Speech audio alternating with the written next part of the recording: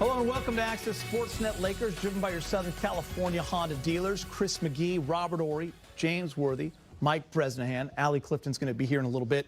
Trudell's at the arena handling the post-game duties. Lakers lose an important one on the road to the Pelicans.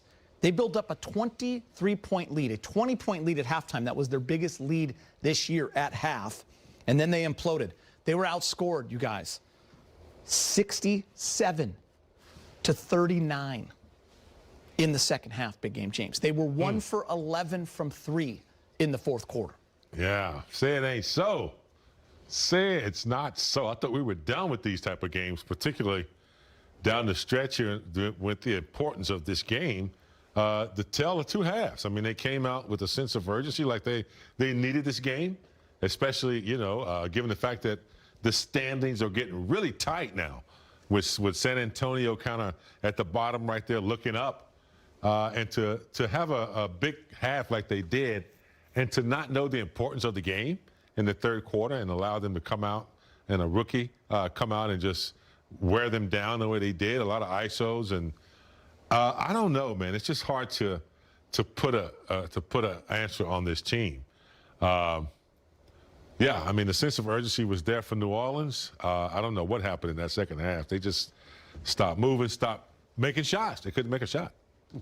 Remember when I walked in here to watch the last 7 minutes like I usually do, Robin? You said to me, I can't figure it out. Sometimes you're just at a loss for words, Rob. I want to show you this second half collapse before we get your comments. 69 points in the first half, just 39 in the second half. 11 of 19 from 3 in the first half, just 3 of 15. The big one, the assists, 18 in the first half, just 6. And Rob, look at the point differential. They are minus 28 in the second half ball game. 41 points in the third quarter. You asked us at halftime, what do the Lakers need to do? We said energy and effort.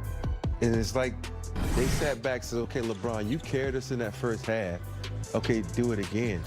And they just didn't come out with the same enthusiasm as they did in the first half. In the first half, they looked like a team that was desperate, that knew New Orleans was right there knocking on their door, like they was going to take their spot. And in the second half, like, oh, we got them. And you can forget, this New Orleans team is young. And when you're young like this, you have no fear. You go out and you play hard regardless of what's on the clock. And in that third quarter, they showed the Lakers that, hey, we're young, we're athletic, and we're here to stay. What Rob's referring to is halftime. And listen, the Lakers built up a 23-point lead. It was 20 at half. And I asked him, Brez, how important the third quarter was. And he brought up a great point. If you come out and play that third like it's everything, and you win that third or stay even in that third, it's ball game. It's ball game. That's a wrap, and you're resting, you're getting ready for Dallas. Instead, you give up 41 points. Trey Murphy, a rookie who can get hot.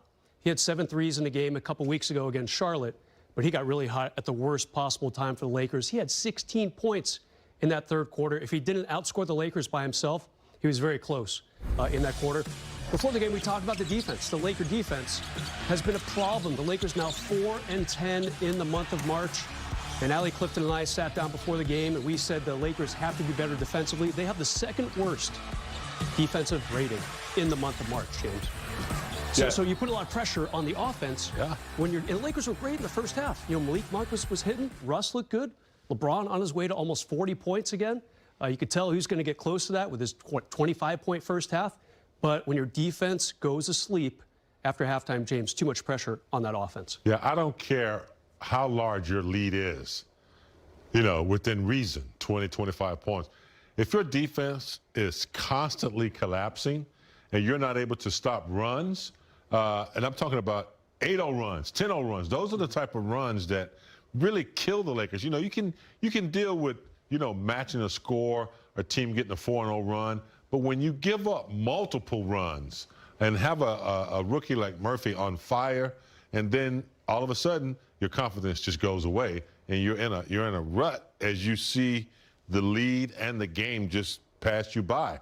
We've seen that, game after game, month after month, and it's hard to understand how they can play so well, Rob, and then not perform in the third quarter and not have that Laker killer instinct. The Lakers have always had that instinct. When we got you down, you're staying down, and that is not the case with this team. You know, when you watch this team and you watch other top 3 NBA teams, if that other team goes on a run, they have the know-it-all to say, hey, let's slow it down and get a sure bucket.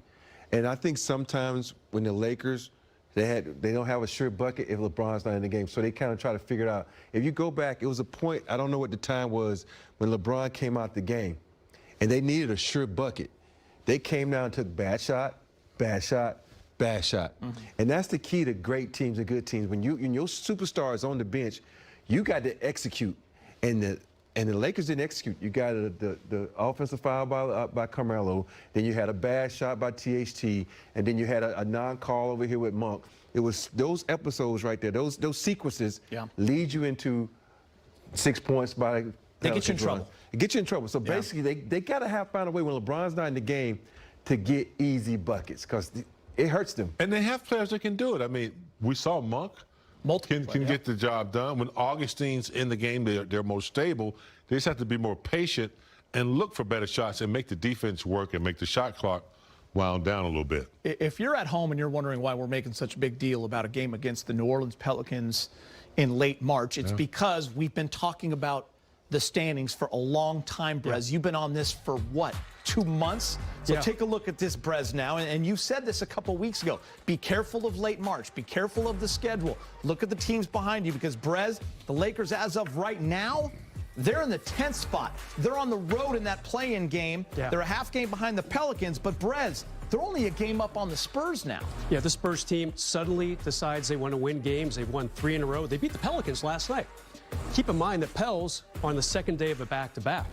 Also keep in mind the Lakers, next 2 games at Dallas. That ain't going to be easy. Mavs fighting for playoff positioning.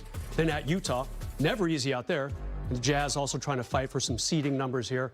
So the Lakers do not have an easy road out of this, Geet. Explain why this was such a big one, though, Brez, when it comes to New Orleans and the Lakers. Let's throw the Spurs out of there for a second, even though, by the way, they have Portland coming up. Win-win. Soon.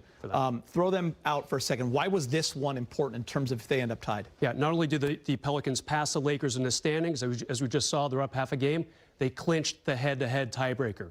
The first tiebreaker, they only have 1 game left. It's Friday, next Friday here in L.A. So, you know, the Lakers could pick up that game in the standings, but they're going to lose the head-to-head tiebreaker. If these teams tie, the game will be in New Orleans because they win the tiebreaker. And like you saw tonight, big game, James, and we've kind of talked about this on our podcast and stuff. You get this New Orleans team away from Los Angeles and you play them in New Orleans, what happens tonight? They're able to come back from down 23. They're not doing that here in Los Angeles, most likely. The crowd, you could just tell that felt like a playoff atmosphere for them. Here's the Lakers, the storied franchise. Your old star, Anthony Davis, is there. I mean, that game in New Orleans, you don't want to be there. You'd rather be at home. Well, you saw the fans tonight in New Orleans. You know, they said, oh, we can beat this team. We just came back from 20. So you're absolutely right. You give them that little nugget that they necessarily didn't deserve, or you could have done something about it. Those are the type of things that Brez has been talking about. Even though we're in the playoff or play-in games, that home court advantage was critical. Now it looks like it might be slipping away. Yeah, James, kind of a double loss for the Lakers because not only did they lose that game in the standings, they lost the tiebreaker, too. It's rare you see these type of games. They have a chance again on Friday here in L.A. against the Pels, but that head-to-head tiebreaker, that ship has sailed. Yeah, you bring up a great point, Rob, too. You mentioned that third quarter. You know, LeBron is magnificent in this game when you look at his line with 39. Goes a little bit cold like the whole team does in the fourth quarter, just 2 for 8. Someone else has got to be that guy. Malik Monk showed flashes, but they just weren't there was big opportunities.